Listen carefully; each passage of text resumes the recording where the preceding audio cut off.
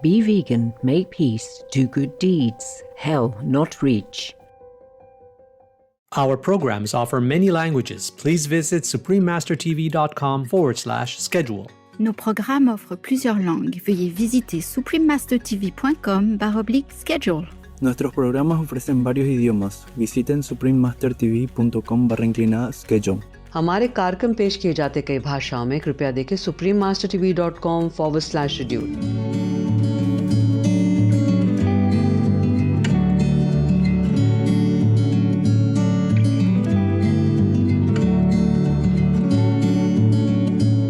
Madol, a mysterious city in the Pacific. Continue watching to find out more.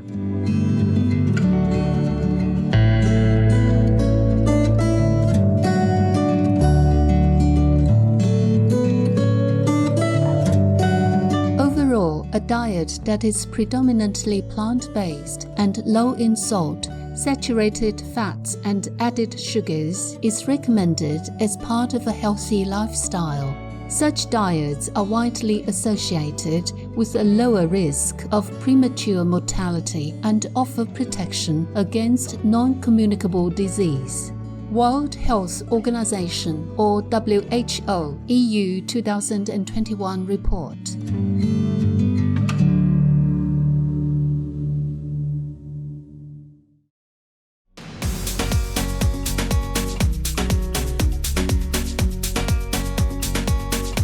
When you visit the picturesque Wallis and Futuna Islands in the South Pacific, you can greet the locals with Ekelelepe, or how are you, in the Wallisian language, one of the indigenous languages of the islands. I'm Glenn. Living a simple vegan life, you have begun to feel richer and happier than ever. The warm citizens of this land congratulate you on your achievements and wish for you to live in divine love.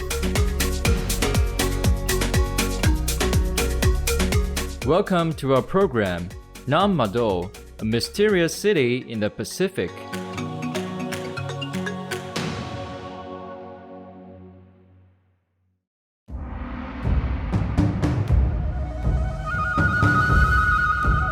In eastern Micronesia, near the southern end of Tamwin Island and adjacent to the eastern shore of Pohnpei Island, lies Madol, an abandoned city often referred to as the Venice of the Pacific.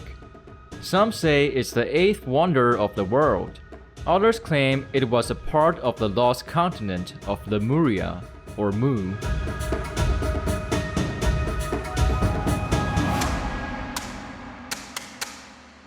The Federated States of Micronesia is a country consisting of 607 islands and 4 states spread across the western Pacific. The nation's capital, Palikir, is located on the volcanic Pohnpei Island, which is surrounded by a ring of pristine lagoons and protected by coral reefs. Heavy rainfall makes it one of the wettest places on Earth.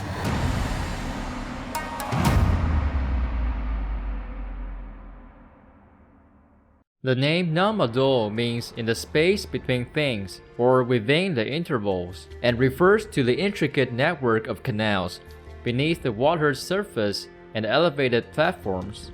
According to Pohnpei's oral history, the city's construction began around the 8th or 9th century with the building of over 100 artificial islets, while the elaborate megalithic architecture is estimated to have been built between 1180 to 1200 AD.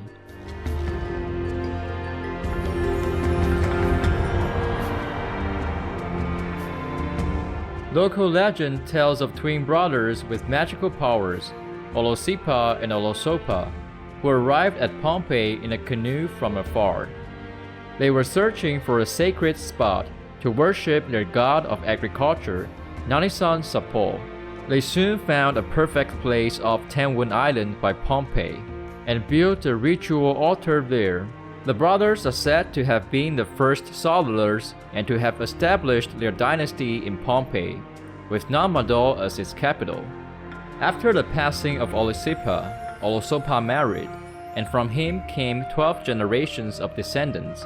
with 16 rulers among them. The Reef of Heaven was another name the soddlers called Madol.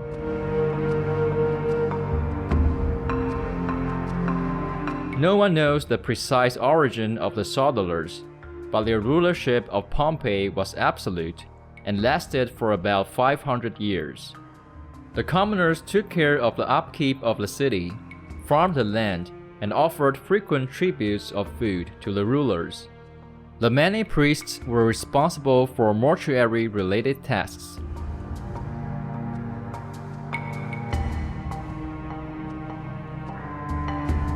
The construction of Madol city is considered an engineering marvel.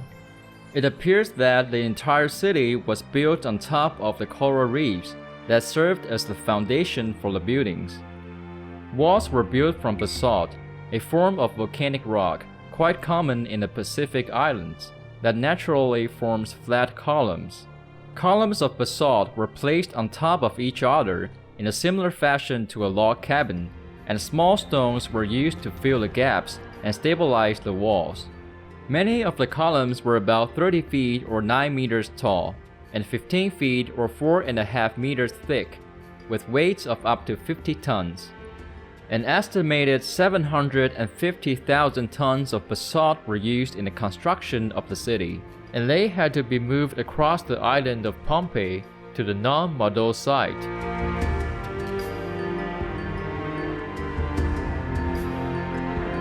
An aerial view of the city shows ceremonial sites, many dwellings which are believed to have had thatched roofs, tombs, crypts, and raised platforms. How did the people at that time create such a grand architectural wonder? Many theories attempt to solve this mystery. Findings uncovered on Easter Island revealed that the Pacific Islanders had used ropes, scaffolding, rollers, and lots of manpower to construct massive monuments. Therefore, it was probable that the builders of Madol city transported the basalt stones using similar means. However, even if they had dragged over 1,850 tons of rock for construction each year, the city would have taken them over 400 years to complete. Many believe that some spirits cast magic spells to transport the huge stones. One version of the tale is that the spells lightened the stones so that they could be easily carried by the islanders, while another says the spells levitated the rocks from the volcanic island and then dropped them at the construction site. Legend also said that a flying dragon appeared to aid the twin brothers in moving the stones. The general consensus was, and still is, that it's magic, and if one believes in magic, then anything is possible.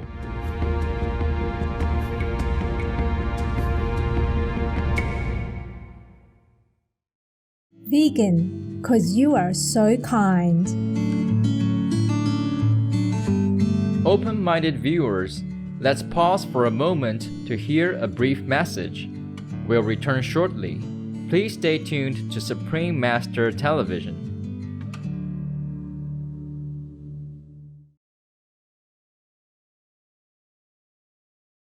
Welcome back to our program on the fascinating city of Madol in the Pacific Ocean. Many mysteries surround this place, as its advanced construction techniques and administration system appear ahead of its time. The whole city had been carefully designed and engineered according to its political and religious needs. In the southwest stood the administrative center called Madol, while 58 islets in the northeast, named Madol were designated for religious purposes, along with a mortuary. Some of the artificial islets were set aside for specific activities. For instance, Tapahu was reserved for canoe building and food preparation. Penaring was used for processing coconut oil, and a special place called Kandarak was designated for dancing and anointing the dead. High walls indicate that there are tombs behind them, and they can be found on the islands of Penkitel, Carian, and the Mancao. Oral histories tell of Nam Madol being a highly sophisticated center of political power and religious ceremonies, and a chosen place for chiefs to be laid to rest. In the beginning, the Sadalar chiefs were kind rulers who cared for their people.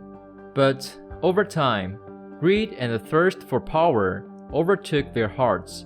They became mean, selfish, and fought each other.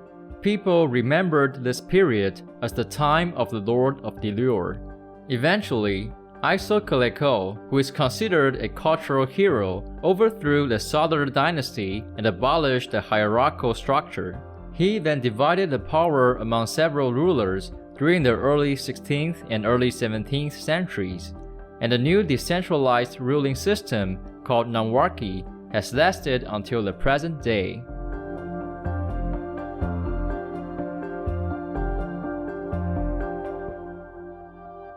Iso resided in Nam Madol with his family until his passing, and later on, the city gradually fell into ruin.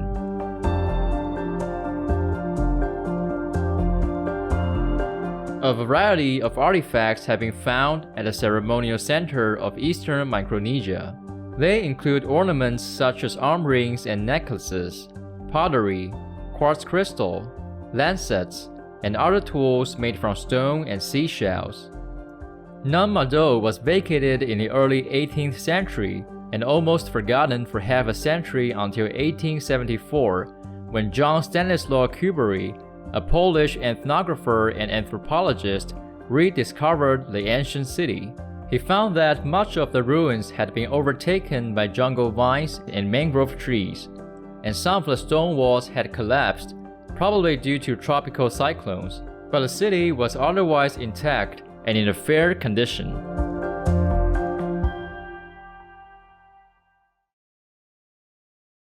Today, the city's outer wall stands strong, a few feet high in some areas. In Pangwi, the walls that surround a tomb are 58 feet or 17.7 meters tall. The royal mortuary in Nandowas dominates an impressive area larger than a football field. The massive structures on Nam Madol create a surreal atmosphere. At present, the population of Pompeii is around 36,000 people. Curious visitors can rent a boat and tour the jungle of the city ruins with a representative of the Namwarki. Nam Madol may receive more visitors in the future if the thick vegetation and mangroves can be cleared to make the waterways accessible to boats. Pompeii's only archaeologist, Rufino Mauricio, dedicated his life to the preservation of Nam Madol. Due to his unceasing efforts, in 2016, Nam Madol was registered as a UNESCO World Heritage Site. It is gaining increasing interest from tourists, scientists, and archaeologists, waiting for its ancient mysteries to be revealed.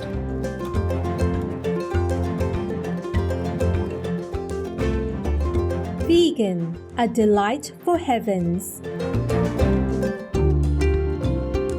Knowledgeable viewers, thank you for your company today during Nam Madol, a mysterious city in the Pacific. Up next is The Elegant and Gifted Emperor Penguin People, right after noteworthy news. For the well-being of all, may humanity urgently embrace the life-sustaining vegan diet in the radiance of the Providence. Be vegan, make peace, do good deeds, hell not reach. Our programs offer many languages. Please visit suprememastertv.com/schedule and suprememastertv.com/CTAW.